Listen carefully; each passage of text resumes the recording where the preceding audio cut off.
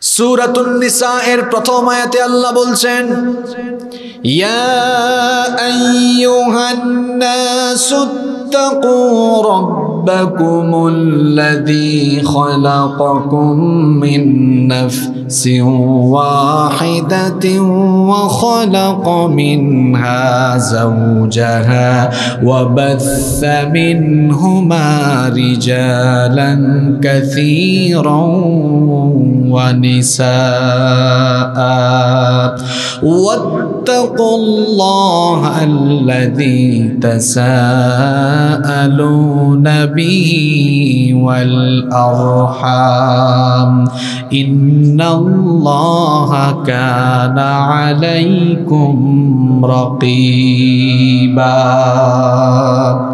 আল্লাহ তাআলা বলছেন, হে মানব জাতি, তোমরা তোমাদের সেই রবকে ভয় করো, আল্লাযী খালাকাকুম মিন নাফসিন ওয়াহিদা, যিনি তোমাদেরকে একটি মাত্র প্রাণ, একটি মাত্র জীবন থেকে সৃষ্টি করেছেন।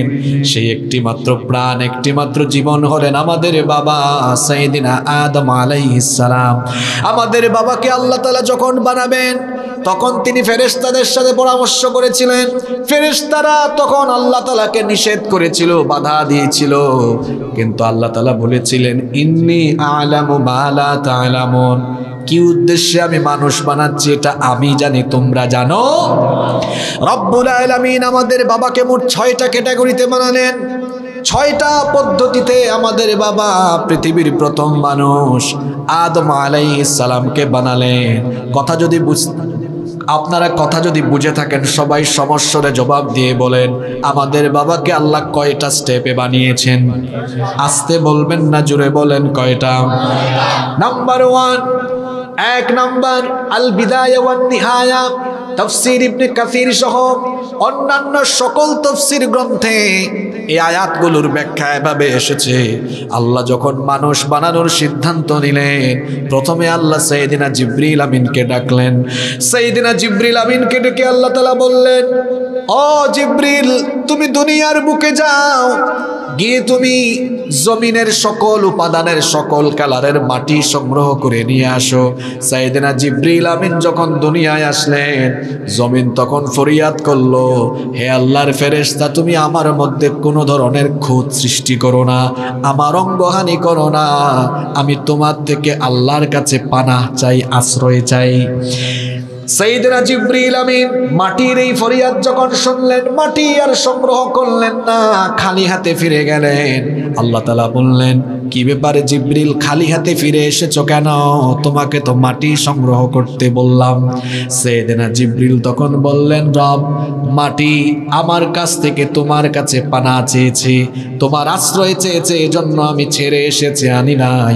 আল্লাহ এবার সাইয়েদনা মিকাইল আলাইহিস সালামকে অর্ডার দিলেন, মিকাইল, তুমি যাও, দুনিয়াতে গিয়ে সকল উপাদানের, সকল রঙের মাটি সংগ্রহ করো। মিকাইল আলাইহিস সালাম যখন এসেছিলেন, মাটি একই রকমের ফরিয়াদ করলো, তিনিও মাটির ফরিয়াদ শুনে ফিরে গেলেন। অবশেষে আল্লাহ তাআলা মালাকুল মউতকে পাঠালেন, যেটাকে আমাদের দেশের অনেক লোকেরা এই ফেরেশতাকে বলে আজরাইল, কিন্তু আপনি যদি 30 পারা কোরআন তন্ন তন্ন করে খুঁজেন, কোথাও এই ফেরেশতার নাম আপনি আজরাইল পাবেন না। এমনকি সিহাসিত্তার যে 6টা হাদিসের বিখ্যাত গ্রন্থ, বিশুদ্ধ গ্রন্থ আছে, এটা ছাড়াও আরো যত হাদিসের গ্রন্থ আছে, কোনো হাদিসের গ্রন্থে আপনি আজরাইল নাম পাবেন না। বরং কোরআনুল কারীমে এই ফেরেশতাকে বলা হয়েছে মালাকুল মউত। হাদিসের কিতাবগুলো তো এই ফেরেশতার নাম এসেছে মালাকুল মউত। যেমন মুসা নবীর সেই বিখ্যাত ঘটনা, যেটা বুখারী শরীফের মধ্যে এসেছে। বুখারী শরীফের মধ্যে যে ঘটনা এসেছে, মুসা নবীর জান কবজ করার সময় যখন মালাকুল মউত গিয়েছিল, ওই হাদিসের মধ্যেও মালাকুল মউত উল্লেখ আছে। এখন আপনারা বলতে পারেন, হুজুর, তাহলে আজরাইল নাম কোথা থেকে এলো? এটা হলো ইসরাইলি বর্ণনা, অর্থাৎ ইহুদি খ্রিস্টানদের বিভিন্ন কিতাবাদি থেকে এই নামটা চলে এসেছে, এজন্য আমাদের সমাজে এটা প্রচলিত হয়ে গিয়েছে। কিন্তু এই ফেরেশতার আসল নাম, মূল নাম হলো মালাকুল মৃত্যুর ফেরেশতা। আল্লাহ মালাকুল মউতকে পাঠালেন, তুমি যাও, দুনিয়ায় গিয়ে সকল রঙের, সকল উপাদানের মাটি সংগ্রহ করো। মালাকুল মউত যখন আসলেন, এই ফেরেশতার হৃদয় অনেক কঠিন। তিনি যখন আসলেন মাটি বলল, আল্লাহর ফেরেশতা তুমি আমার অঙ্গহানি করো না, আমার মধ্যে কোনো খুঁত সৃষ্টি করো না, আমি আল্লাহর কাছে পানাহ চাই। তিনি তখন বললেন, তুমি যে আল্লাহর কাছে পানাহ চাও, ওই আল্লাহর আদেশে আমি এসেছি, তার আদেশ বাস্তবায়ন না করে আমি যাব না। এই ফেরেশতার অনেক কঠিন হৃদয়ের, কঠিন না হলে কি জান কবজ করতে পারতো নাকি? তাকে আল্লাহ কঠিন করে বানিয়েছেন। সাইয়েদনা জিবরিল আমিন দুনিয়ায় সকল রঙের, সকল উপাদানের মাটি সংগ্রহ করলেন। বলেন তো দুনিয়ার সকল এলাকার মাটির কালার আর উপাদান কি একরকম নাকি? আদমের ছেলে কেউ লম্বা কেউ খাটো, দুনিয়ার সব মানুষ তো আদমের ছেলে মেয়ে। কোন দেশের মানুষের চেহারা ফর্সা, আফ্রিকার অঞ্চলের কিছু মানুষের চেহারা কুচকুচে কালো, কেউ লম্বা কেউ খাটো। আদমের ছেলে মেয়েরা এক একজন এক এক রকম কেন? কারণ সব মানুষের বাপ আদম আলাইহিস সালামকে আল্লাহ বানানোর সময় সকল রঙের, সকল উপাদানের মাটি সংগ্রহ করিয়েছিলেন বলে আদমের ছেলে মেয়েরাও হইছে এক একজন এক এক রকম। সুবহানাল্লাহ। সব রং এবং উপাদানের মাটি যখন মালাকুল মউত সংগ্রহ করে নিয়ে গেলেন, সেই মাটিগুলোকে আল্লাহ মিশ্রিত করলেন, মিশ্রণ ঘটালেন। আমি বলেছিলাম আদম আলাইহিস সালামকে আল্লাহ 6টা ক্যাটাগরিতে বানিয়েছেন। 1 নম্বরে মালাকুল মউতের সংগ্রহ করা সেই মাটিগুলোকে গুঁড়া গুঁড়া করলেন, সেই সব মাটিগুলোকে ধুলাবালিতে পরিণত করে মিশ্রণ ঘটালেন। এজন্য আল্লাহ কোরআনে কারিমে বলেছেন, খলাকাহু মিন তুরাব, আমি তাকে তুরাব থেকে, মাটি থেকে সৃষ্টি করেছি। তুরাব অর্থ হলো মাটি, আবার 3 অর্থ হলো মাটি।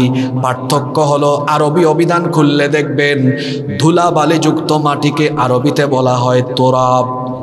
আর আমি আসার সময় দেখলাম ডানে বামে লবণের চাষ, যে মাটিগুলো ভিজা, যে মাটিগুলোর মিশ্রণ ঘটানো হয়েছে, মনে করেন এই যে এখানে ধুলাবালু আছে, এখন যদি বৃষ্টি পড়ে তো এটাকে আর তুরাব বলা হবে না, আরবিতে বলা হবে তিন। তাহলে বোঝা গেল পানিতে ভিজানো মাটিকে আরবিতে বলা হয় তিন, আর শুকনা মাটি ধুলাবালু এই মাটিকে আরবিতে বলা হয় তোরাব। এজন্য দেখবেন কোরআন পড়লে দেখবেন কোথাও আল্লাহ বলেছেন তোরাব, কোথাও আল্লাহ বলেছেন তিন। তোরাব মানে হলো ধুলাবালি যুক্ত মাটি। 1 নাম্বার, আদম আলাইহিস সালামকে আল্লাহ বানানোর জন্য মালাকুল মউতের সংগ্রহ করা মাটিগুলোকে একত্রিত করে সেগুলোকে মিশ্রিত করলেন, ধুলাবালি যুক্ত মাটি। 2 নাম্বার, এবার সেই ধুলাবালি যুক্ত মাটির উপরে কোন কোন রেওয়ায়াতে এসেছে আল্লাহ বৃষ্টি দিলেন, পানি দিলেন। পানির মিশ্রণ যখন ঘটালেন তখন আর সেগুলো ধুলাবালি থাকলো না, সেগুলো ভিজে গেল। এজন্য আল্লাহ তাআলা কোরআনে কারিমে বলেছেন, আদমকে আমি 3 থেকে বানিয়েছি, মানুষ সৃষ্টি আরম্ভ করেছি আমি, মানুষ সৃষ্টি আমি আরম্ভ করেছি নরম মাটি থেকে। এজন্য আল্লাহ কোরআনে কারিমে বলেছেন, ওয়াবাদা খালকাল ইনসানি মিন তিন, আমি মানুষ সৃষ্টি আরম্ভ করেছি নরম মাটি থেকে। 2 নম্বর পর্যায়ে এটা। 3 নম্বর পর্যায়ে এই মাটিগুলো যখন কিছুদিন ভিজা থাকলো তখন এটা হয়ে গেল এঁটেল মাটি, আটালো মাটি। এজন্য আল্লাহ কোরআনে কারিমে সূরা সাফফাতের 11 নম্বর আয়াতে বলেছেন, ইন্না খালাকনাহুম মিন তিনিল লাযিব। এখানে আল্লাহ বলেছেন তিনিল লাযিব, অর্থাৎ আটালো মাটি, এঁটেল মাটি থেকে আমি আদম বানিয়েছি, মানুষ সৃষ্টি করেছি। 4র্থ পর্যায়ে এই মাটিগুলো দীর্ঘদিন এঁটেল যুক্ত থাকার কারণে এটা গন্ধযুক্ত শুষ্ক মাটিতে পরিণত হয়ে গেল, গন্ধযুক্ত শুষ্ক কাদামাটিতে পরিণত হয়ে গেল। সূরা হিজর যদি আপনি পড়েন দেখবেন 26 নম্বর আয়াতে আল্লাহ বলেছেন, ওয়ালাকাদ খালাকনাল ইনসানা মিন সালসালিম মিন হামাইম মাসনুন। আল্লাহ বলছেন অবশ্যই আমি মানুষকে সৃষ্টি করেছি গন্ধযুক্ত শুষ্ক কাদামাটি থেকে। এটা হলো 4র্থ পর্যায়। এবার 4র্থ পর্যায়ে আল্লাহ তাআলা সেই গন্ধযুক্ত শুষ্ক কাদামাটির উপরে একটা স্ট্রাকচার দেওয়া আরম্ভ করলেন, আদম আলাইহিস সালামের সুরত দেওয়া আরম্ভ করলেন। হাত পা চক্ষু নাক ঠোঁট কান সবকিছু আল্লাহ দিলেন, একটা সুন্দর স্ট্রাকচার দিয়ে এবার 5ম পর্যায়ে আল্লাহ সেটাকে মূর্তির মতো শুকানোর জন্য রেখে দিলেন। সেটা শুকানোর জন্য আল্লাহ তাআলা কমপক্ষে 40 বছর রেখেছেন। জুড়ে বলেন কত বছর? 40 বছর এভাবে ঠনঠনে অবস্থায় পরিণত হয়েছে, এটা শক্ত হয়েছে ধীরে ধীরে। এজন্য সূরা রহমানের 14 নম্বর আয়াতে আল্লাহ বলেছেন, খলাকাল ইনসানা মিন সালসালিন কাল ফাখার। আল্লাহ তাআলা বলছেন, শুষ্ক ঠনঠনে মাটি থেকে আমি মানুষ সৃষ্টি করেছি। 40 বছর পর্যন্ত যখন এই আদমের আকৃতি পড়ে আছে, তখনও কিন্তু তার রূহ দেওয়া হয় নাই। ফেরেশতারা এই আকৃতির চারপাশ দিয়ে ঘোরাঘুরি করে, কিছুই বুঝে না। ইবলিস টেনশনে পড়ে গিয়েছে, আল্লাহ আবার নতুন করে কি বানাচ্ছেন। ইবলিস টেনশন করে, আর মাঝে মাঝে সে গুতাগুতি করে। যখন গুতাগুতি করে তখন তাকে ঠন ঠন ঠন ঠন আওয়াজ হয়। একদিন ইবলিস আদম আলাইহিস সালামের বানানো এই দেহের নাকের ভিতরে দিয়ে ঢুকলো, নাকের ছিদ্র দিয়ে ঢুকে পিছনের রাস্তা দিয়ে বের হলো। এরপরে অন্যান্য ফেরেশতাদেরকে বলল, আমি এর ভেতরটা সফর করে এসেছি, দেখেছি ভেতরটা শূন্য, কিছুই নাই, থাকবে কেমনে? এই ব্যাককল ইবলিস তো জানে না তখনও আল্লাহ আদমের ভেতরে রূহ দেন।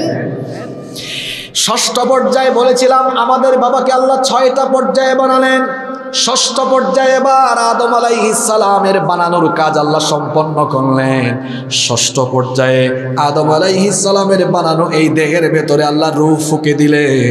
এজন্য আল্লাহ সূরা সাদের 72 নম্বর আয়াতে বলেছেন, ফাইদা সাওয়াইতুহু ওয়া নাফাখতু ফীহি মির রূহি ফাকাউ লাহু সাজিদিন। সুবহানাল্লাহ। আল্লাহ তাআলা বলছেন, আমি এরপরে তাকে সুন্দর সুরত দিয়ে তার ভেতরে রূহ ফুঁকে দিলাম। আদম আলাইহিস সালামের ভেতরে যখন আল্লাহ রূহ ফুঁকে দিলেন, তার নাকের ভেতর দিয়ে বা চোখের ভেতর দিয়ে যখন রূহ ঢুকিয়ে দেওয়া হলো, তখন তিনি জীবন লাভ করলেন। যখন তার রূহ চলে আসলো, সঙ্গে সঙ্গে তিনি একটা হাঁচি মারলেন। হাঁচি ছিলেন তো আপনারা? যখন আদম আলাইহিস সালামের দেহের ভেতরে রূহ দেওয়া হলো, জোরে বলেন তো তিনি কি দিলেন? সবাই তো বললেন না। হাঁচি কেন দিয়েছেন সেটাও বলছি। তিনি যখন হাঁচি দিলেন, হাঁচি দেওয়ার সাথে সাথে তার জবান দিয়ে বের হলো আলহামদুলিল্লাহ।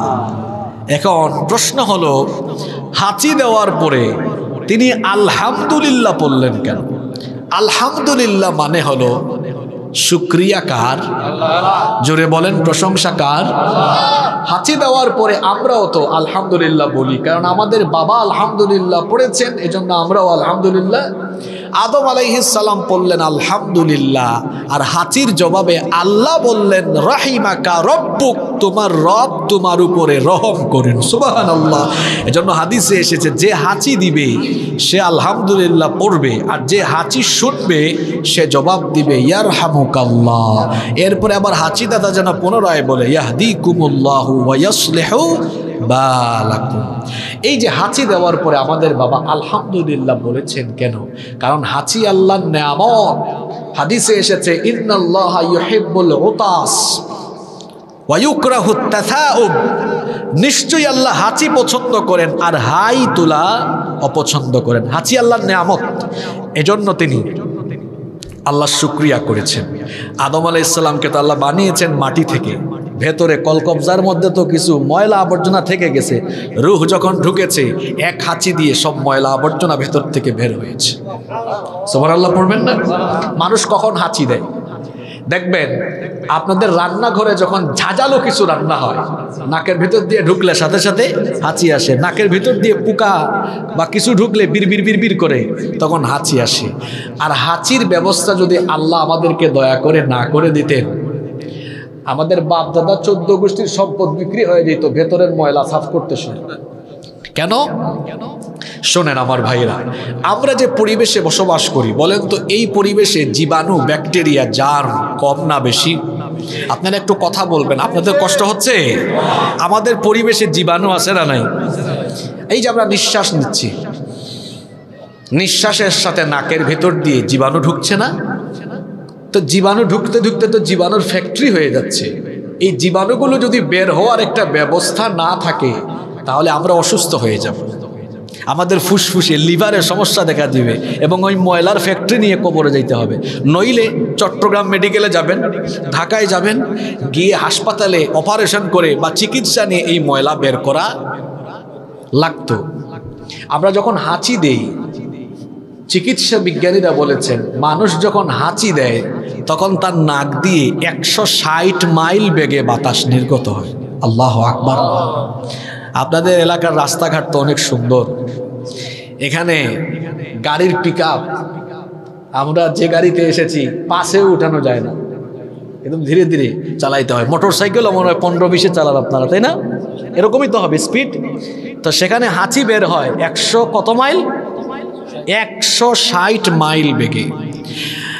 এই হাঁচি যখন আমরা দেই, চিকিৎসা বিজ্ঞানীরা বলেছেন এই যে আমরা নিঃশ্বাস নিতে নিতে এত ধুলাবালু ময়লা আমাদের ভিতরে গেল, মানুষ যখন একবার হাঁচি দেয়, একটা হাঁচির মাধ্যমে মানুষের ভেতর থেকে 3000 থেকে 6000 রকমের জীবাণু এক হাঁচিতে বের হয়। তাও আপনারা সুবহানাল্লাহ কইতে পারলেন না? আচ্ছা, 3000 থেকে 6000 রকমের জীবাণু আপনি যদি সপ্তাহে সপ্তাহে বা মাসে মাসে গিয়ে হাসপাতালে এই জীবাণু বের করার জন্য পয়সা খরচ করা লাগতো, তাহলে তো আপনাদের হাজার হাজার লক্ষ লক্ষ কোটি কোটি টাকা খরচ হয়ে যেত। এজন্য আমি কিছুক্ষণ আগে বলেছি, আল্লাহ হাঁচির ব্যবস্থা না করলে বাপ দাদা 14 গোষ্ঠীর সম্পদ বিক্রি করে ভিতরের ময়লা আবর্জনা সাফ করার ব্যবস্থা করা লাগতো। কিন্তু আমাদের পয়সা খরচ করা লাগে না। আল্লাহ বলেছেন কি এর পয়সা খরচ করবা তোমরা, আমি দিয়ে দিলাম হাঁচির ব্যবস্থা। 160 মাইল বেগে শুধু একটা হাঁচি মারবা, যা ঢুকেছে আমি আল্লাহ সব বের করার ব্যবস্থা করে দিব। সুবহানাল্লাহ। এজন্য আমাদের বাবা হাঁচি দেওয়ার পরে আল্লাহ শুকরিয়া করে বলেছেন আলহামদুলিল্লাহ। আপনারা পড়েন তো নাকি বাঁশখালীতে হাসি দেওয়ার পরে সুবহানাল্লাহ কয়? আপনারা কি বলেন? একটু জোরে বলেন তো আলহামদুলিল্লাহ। তো সাইয়েদনা আদম আলাইহিস সালাম কি বললেন? আলহামদুলিল্লাহ। এরপরে আল্লাহ তাআলা আমাদের বাবাকে বললেন আদম। এটা বুখারী এবং মুসলিম শরীফে হাদিসটা বর্ণিত হয়েছে। আল্লাহর হাবিব বলেছেন খালাকাল্লাহু আদামা ওয়া তুলুহু 60 যিরা। আল্লাহ তাআলা আদমকে 60 হাত লম্বা করে বানিয়েছেন। এই হাদিসের শেষে বলা হয়েছে আদম সৃষ্টির পর থেকে মানুষের উচ্চতা ধীরে ধীরে কমতে কমতে কমতে কমতে এখনকার পর্যায়ে এসেছে। এখন আমরা 60 হাত লম্বা নয়, আদমের ছেলেরা আমরা 3.5 হাত। কয় হাত? আরো জোরে বলেন। সবাই যার যার হাতে কয় হাত? এখন আপনারা হয়তো মনে মনে ভাবতে পারেন আমাদের বাবা এত লম্বা, আমরা এত খাটো কেন? মন খারাপ করার কোনো কারণ নাই।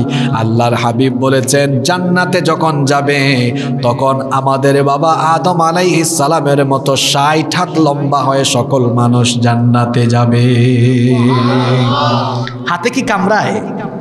একটু পর পর পর পর মাইক গুতাগুতি না করলে হয় না? প্রথমে তো ঠিকঠাক ছিল, এখন তো কেমন কেমন হয়ে গেছে।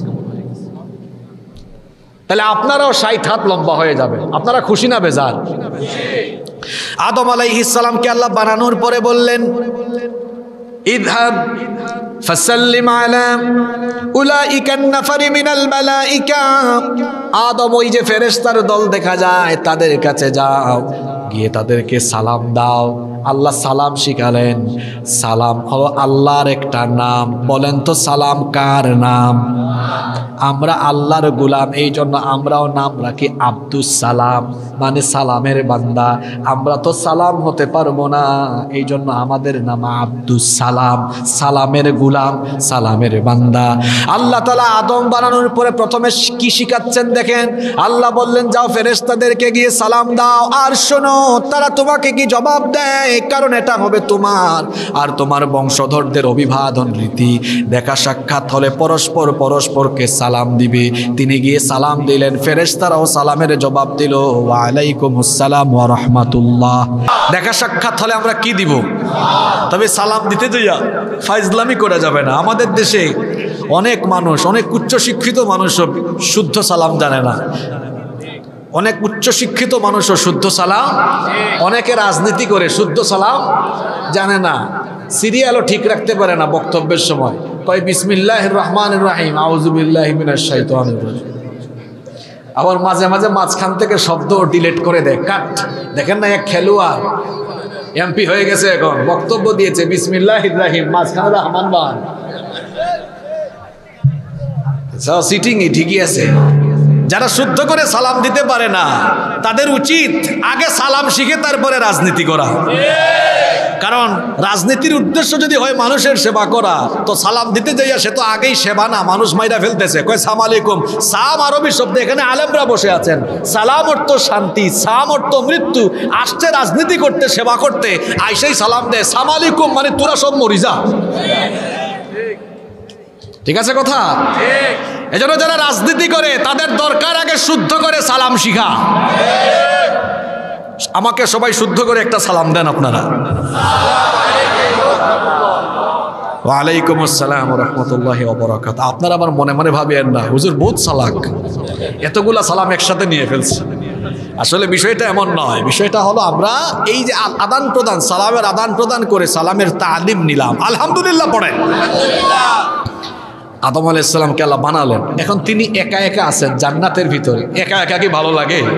যারা আবিয়া ইত্যা আছে হেরায় না বুঝে, কত কষ্টে তারা আছে। আল্লাহ তাআলা তখন সিদ্ধান্ত নিলেন একটা সঙ্গেরই ব্যবস্থা করে দিই। এখন প্রথম মানুষ বানালেন, নাম কি? জোরে বলেন, নাম কি?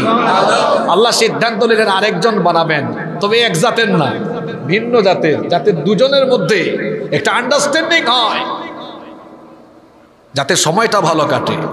এবার আল্লাহ বানালেন আদম থেকে হাওয়াকে। বানালেন কিভাবে? তার কাইফিয়তটা কেমন, কিভাবে বানালেন? আল্লাহ তাআলা সূরা নিসার আয়াতে বলছেন, ওয়া খালাকা মিনহা যাওজাহা, তার থেকে অর্থাৎ আদম থেকে আল্লাহ তার স্ত্রীকে বানালেন, হাওয়াকে বানালেন। সুবহানাল্লাহ। আমাদের বাপ মা দুজনকে আল্লাহ বানালেন। বানানোর পরে আল্লাহ আদেশ করলেন, ইয়া আদম উসকুন আনতা ওয়া যাওজুকাল জান্নাতা ওয়া কুলা মিনহা, তুমি আর তোমার স্ত্রী জান্নাতে আনন্দে থাকো, বসবাস করো, জান্নাতের নিয়ামত ভোগ করো। ওয়ালা তাকরাবা হাদিহিশ শাজারা, ওই গাছটার কাছে যেও না। এখন লম্বা ঘটনা, সেদিকে যাচ্ছি না। আমাদের মা বাপকে আল্লাহ বানালেন, বানিয়ে আল্লাহ রাখলেন যেখানে, বাড়ি যেখানে, আমাদের মা বাপের মূল বাড়ি কোথায়? জোরে বলতে হবে, আরো জোরে বলেন। আমার দেশে কিছু বুদ্ধি প্রতিবন্ধী দেখা যায়, এরা পড়াশোনা করে এত শিক্ষিত হয়েছে, তারা গবেষণা করতে করতে পেয়েছে মানুষের বাড়ি জান্নাতে না, মানুষের বাড়ি বনে জঙ্গলে। কারণ মানুষের পূর্বপুরুষ নাকি বান্দর ছিল। বান্দরের বাড়ি কোথায়? কথা কন না কেন আপনারা? জঙ্গলে। আদমের বাড়ি কোথায়? জান্নাতে। এখন যারা বলে মানুষ বান্দরের জাত, আমরা তাদের সাথে তর্ক করতে চাই না। তর্ক করে হুদাই সময় নষ্ট করে লাভ আছে? যারা এটা বলে, ওই জাফর ইকবালকে বলবো, আপনি শাহজালাল বিশ্ববিদ্যালয় থেকে বের হন। আর আপনার সাঙ্গপাঙ্গরা যারা বলে মানুষ বান্দরের জাত, আপনারা আমাদের মানুষের সমাজ ছেড়ে দেন। ছেড়ে দিয়ে আপনাদের পূর্বপুরুষ যেহেতু বান্দর ছিল, সুন্দরবন বা বান্দরবনে গিয়ে জঙ্গল খুঁজে আপনাদের জাতি ভাই বান্দরের সাথে সেখানে বসবাস করুন, আমাদের আপত্তি না। মানুষ বান্দরের জাত না, বান্দরের ঘরের বান্দর। তোদের পূর্বপুরুষ বান্দর ছিল, আমাদের পূর্বপুরুষ বান্দর ছিল না। বানরামি শিক্ষা ঢুকাই দিছিল তো আমাদের বইয়ের ভিতরে।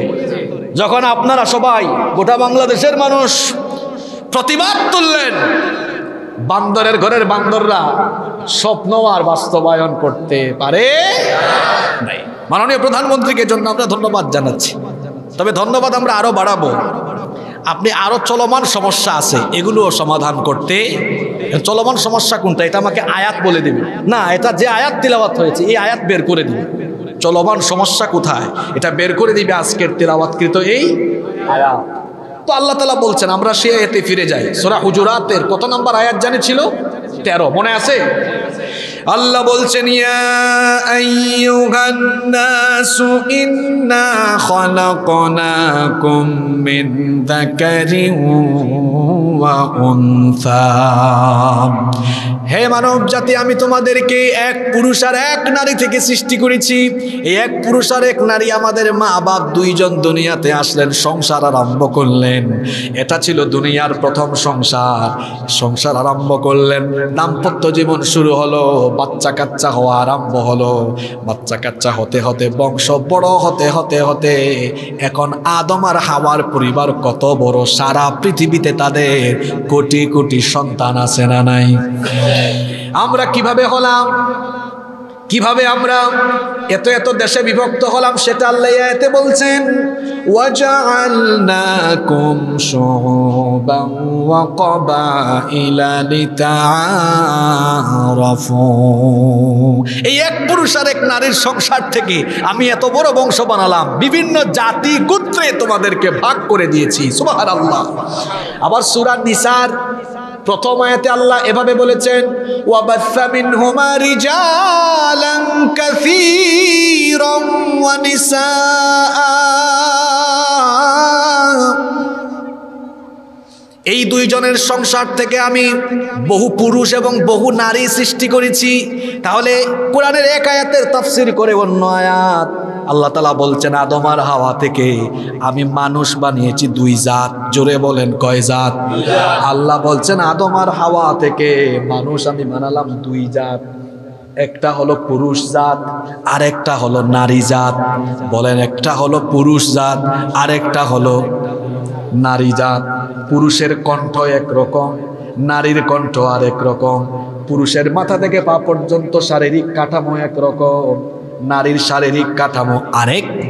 নাকি মিল আছে? পুরুষ পুরুষের মতো, নারী নারীদের মতো। আপনি পুরুষ মানুষ, আপনি কি চাইলেই নিজে নিজে নারী হয়ে যেতে পারবেন? একজন নারী তিনি কি চাইলেই পুরুষ হয়ে যেতে পারবেন? নারী পুরুষ, কে নারী হবে কে পুরুষ হবে, কারো ঘরে সন্তান মেয়ে হবে না ছেলে হবে, এটার সিদ্ধান্ত কোনো মানুষ নেয় না। এই সিদ্ধান্ত নেন কে? এজন্য আল্লাহ বলেছেন, ইয়াহাবু লিমান ইয়াশাউ ইনাসান ওয়া ইয়াহাবু লিমান ইয়াশাউ الذكور أو يزوجهم ذكرانا وإناثا ويجعل من يشاء عقيما إنه عليم قدير। তিনি যাকে চান তাকে কন্যা সন্তান মেয়ে সন্তান দেন, যাকে চান তাকে ছেলে সন্তান দেন, আবার তিনি যাকে ইচ্ছা ছেলে মেয়ে দুটো মিলিয়ে দেন, আবার যাকে ইচ্ছা ছেলে মেয়ে কোনোটাই দেন না, বন্ধা অবস্থায় রেখে দেন। সকল ক্ষমতা কার হাতে? আরো জোরে বলেন, কার হাতে? এখন শুরু হয়েছে ভণ্ডামি। আমি মনে মনে চাইলে পুরুষ হলেও নারী হয়ে যেতে পারি। আমি নারী, মন চাইলে আমি নিজেকে পুরুষ বলে দাবি করতে পারবো। মনস্তাত্ত্বিক লিঙ্গ, আমার মন যেটা বলবে আমি সেটাই। এবং এই মনস্তাত্ত্বিক লিঙ্গবাদীরা বলে নারী পুরুষ এটা নাকি সমাজের একটা ধারণা।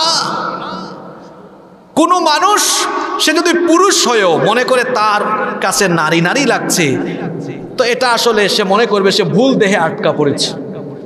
মনে মনে সেটা যে ভাববে, যেটা মনে মনে সে আসলে সেটা। এটা নাম দেওয়া হয়েছে এখন ট্রান্সজেন্ডার। কি নাম দেওয়া হয়েছে? ট্রান্সজেন্ডার। আপনারা শুনেন না? এটা শুনছেন নাকি? ট্রান্সজেন্ডার আর থার্ড জেন্ডার, যেটাকে আপনারা হিজড়া বলেন, অনেকে এই দুইটা একসাথে করে ফেলে। এই দুইটা একসাথে একরকম নয়। আল্লাহ মানুষ বানিয়েছেন পুরুষ এবং নারী এই দুই জাত, কিন্তু এই পুরুষ এবং নারী জাতি সৃষ্টির মধ্যেও কিছু মানুষের প্রতিবন্ধকতা থাকতে পারে। যেমন কারো ঘরে সন্তান। কিরে ভাই, কোনো সমস্যা হয়েছে না? জ্বলে গেছে নাকি? জ্বলা ফুরা কত জিনিসপত্র কত ফুরা না, একটু ফালায় না।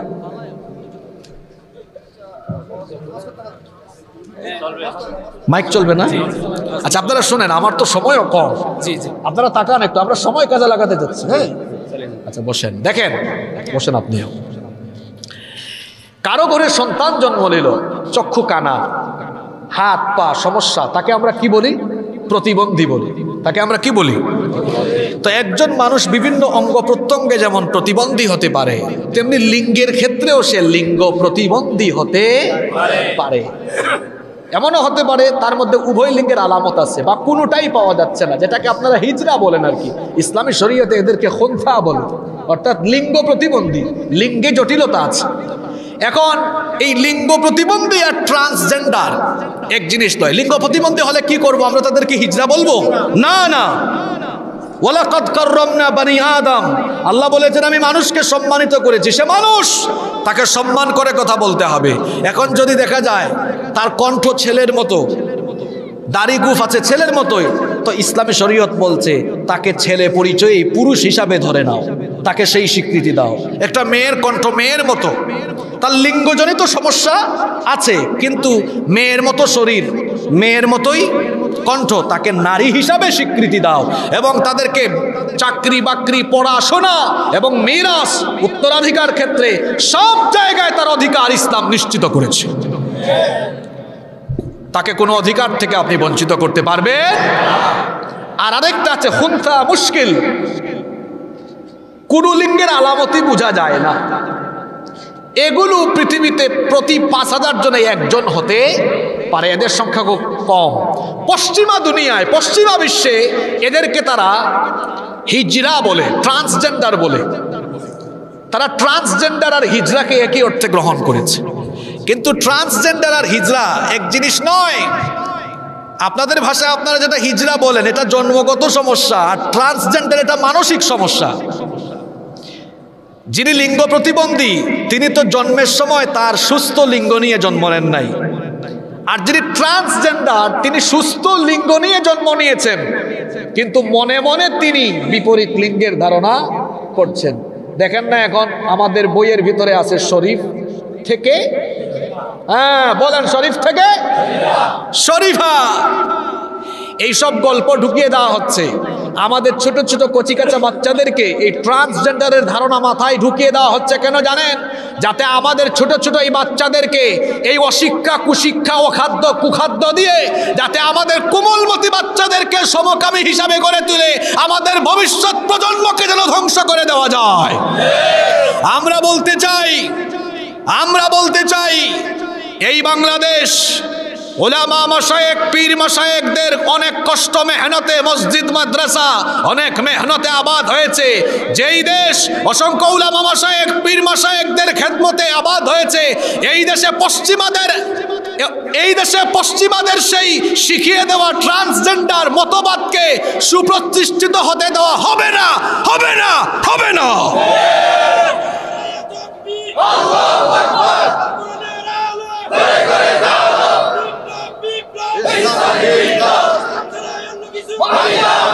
এই ট্রান্সজেন্ডার যদি থাকে, আচ্ছা এই ট্রান্সজেন্ডার যদি থাকে কত রকমের বিপদ।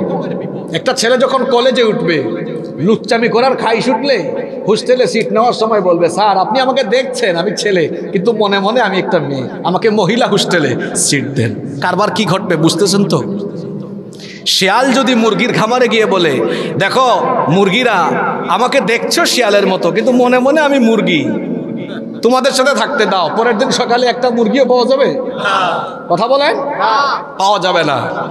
শুধু কি তাই, একটা ছেলে সে যদি নিজেকে মেয়ে মনে করে আর সে যদি মেয়েদের বাথরুম ইউজ করে আরম্ভ করে, অবস্থাটা কি হবে তখন? আর সম্পদ বন্টনে তো আরেক জানারা লাগবে।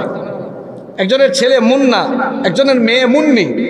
মুন্নি এসে যদি বলে, আব্বু আপনি আমাকে দেখছেন মেয়ের মতো মুন্নি, কিন্তু আপনি তো সম্পদ বন্টন করবেন, আমি তো মনে মনে এখন থেকে মুন্না হয়ে গেছি। বিপদ আছে না নাই? সামাজিক কলহ, সমাজ নষ্ট হয়ে যাওয়া, রাষ্ট্র ধ্বংস হয়ে যাবে, সমাজ ধ্বংস হয়ে যাবে এই ট্রান্সজেন্ডারের মতো বিষাক্ত এই উপকরণ যদি আমাদের পাঠ্য বইয়ের ভেতরে থাকে। শুধু কি ট্রান্সজেন্ডার, আমাদের বইয়ের ভেতরে ক্লাস 9-এর বই থেকে দেখা গিয়েছে মানচিত্রে ফিলিস্তিনের নাম মুছে দেওয়া হচ্ছে। জানেন কিনা আপনারা? ইসরায়েলের নাম দেওয়া হয়েছে, ফিলিস্তিনের নাম নাই। মাননীয় প্রধানমন্ত্রী যেখানে কিছুদিন আগে পশ্চিমাদের রক্তচক্ষু উপেক্ষা করে ফিলিস্তিনের পক্ষে বক্তব্য দিয়েছেন, আর এদেশে দাজ্জালের কিছু রুহানি সন্তানরা ইসরায়েলের পক্ষ নিয়ে তারা আমাদের পাঠ্য বই, আমাদের ঘামের পয়সা ঝরানো ট্যাক্সের পয়সায় ছাপানো বইয়ের ভেতর থেকে দাজ্জালের রুহানি সন্তানরা ফিলিস্তিনের নাম মুছে দিয়ে আমাদের কলিজায় আগুন জ্বালিয়ে দিয়েছে। মাননীয় প্রধানমন্ত্রীকে বলবো, এই দাজ্জালের রুহানি সন্তানদেরকে অ্যারেস্ট করেন, অ্যারেস্ট করে এদেরকে চূড়ান্ত শাস্তি দিন। এত বড় দুঃসাহসেরা কোথায় পেল? আমাদের ট্যাক্সের পয়সায় এদের গাড়ির পেট্রোল জ্বলে, আমাদের ট্যাক্সের পয়সায় এরা এসি রুমে অফিস করে, আমাদের ট্যাক্সের পয়সায় এরা বেতন খায়, বেতন পায়, আমাদের ট্যাক্সের পয়সায় এরা বই ছাপায়, আমাদের ট্যাক্সের পয়সায় সবকিছু হবে। আর আমাদের ট্যাক্সের পয়সা দিয়ে ছাপানো বইয়ের ভেতরে আমাদের সন্তান নষ্টের উপাদান ঢুকিয়ে দেওয়া হবে। বরদাস্ত করবে না দেশের মানুষ।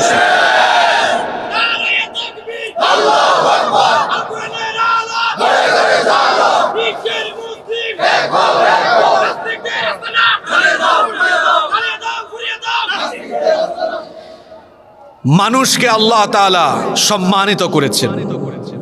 মানুষকে আল্লাহ কি করেছেন? আসেন আমরা আমাদের আয়াতের শেষ জায়গায় চলে এসেছি। আল্লাহ বলছেন, এই দুইজন থেকে আমি মানব জাতির বিস্তার ঘটিয়েছি, তোমাদেরকে বিভিন্ন জাতি গোত্রে আমি ভাগ করে দিয়েছি।